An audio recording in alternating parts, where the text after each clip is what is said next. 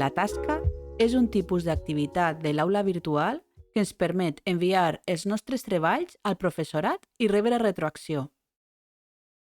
Dins d'un curs, les distingirem de la resta de recursos per la icona del fitxer amb la fletxa cap a dalt. També podem accedir a les tasques mitjançant el calendari o el bloc d'esdeveniments propers que trobareu en el vostre tauler. En aquesta pàgina veurem les tasques de tots els cursos en què estem inscrits, ordenades segons la seva data de venciment. Una altra opció, en aquest cas per a veure només les tasques d'un curs concret, és entrar al curs i desplegar el calaix de la dreta. Al bloc d'activitats, fem clic a tasques. Veurem una llista de tasques del curs amb la seva data de venciment, l'estat de la tramesa i la qualificació.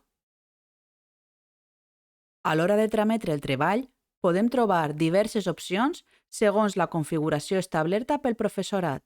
El primer pas, però, serà sempre fer clic al botó Afegeix la tramesa.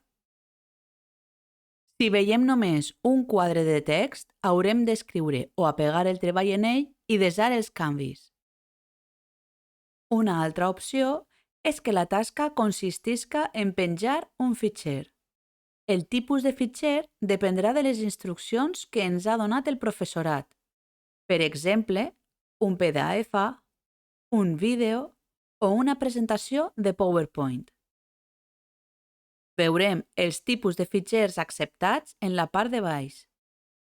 Per tal de penjar els fitxers, podem arrossegar-los fins al quadre delimitat per la línia discontínua. També és possible fer clic al quadre i a triar un fitxer per a buscar el treball als directoris del nostre ordinador o al nostre espai de Google Drive. Una vegada seleccionat el fitxer, podem afegir el nom de l'autor i el tipus de llicència. Com que normalment penjarem els treballs que hem fet nosaltres, podem deixar les opcions per defecte.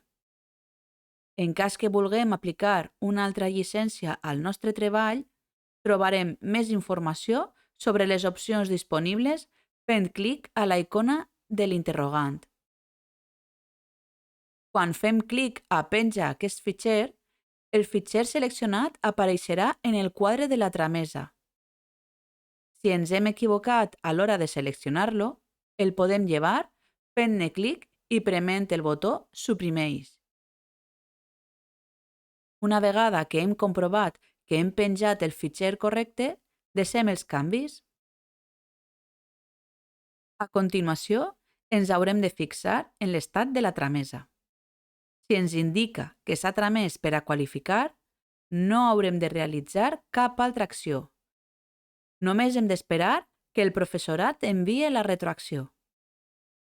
Ara bé, en cas que la tramesa aparega com a esborrany, haurem de fer clic al botó Tramet la tasca per a finalitzar l'entrega. El fet que la tramesa s'envie directament o que primer passe per l'estat d'esborrany dependrà de la configuració que hagi establert el professorat.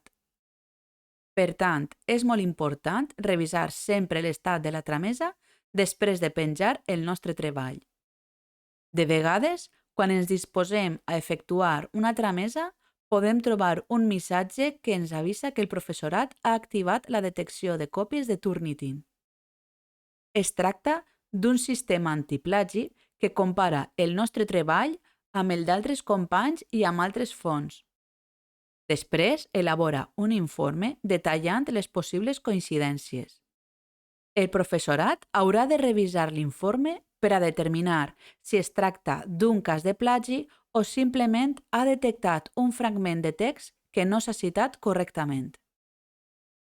Una vegada que el professorat hagi enviat la seva retroacció, la tasca passarà a l'estat de qualificada. A la part de baix apareixerà una nova secció. Depenent de la configuració que hagi fet el professorat, podem trobar una qualificació numèrica o un altre tipus d'escala, com per exemple apte o no apte. A banda, el professorat pot haver inclòs fins a 3 tipus de retroacció diferents. Primerament, tenim els comentaris, que podem llegir directament a l'aula virtual.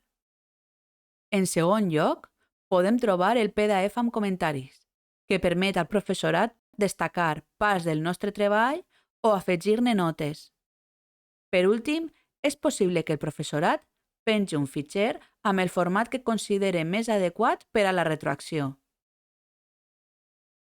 Podem utilitzar els comentaris de la tramesa per a deixar alguna nota per al professorat que ha de corregir la tasca, però no recomanem utilitzar-les per a fer consultes perquè aquests comentaris no es notifiquen de cap manera. Si necessitem contactar amb el professorat, és millor utilitzar altres vies de comunicació, com per exemple la missatgeria de l'aula virtual, el correu electrònic o l'activitat de diàleg.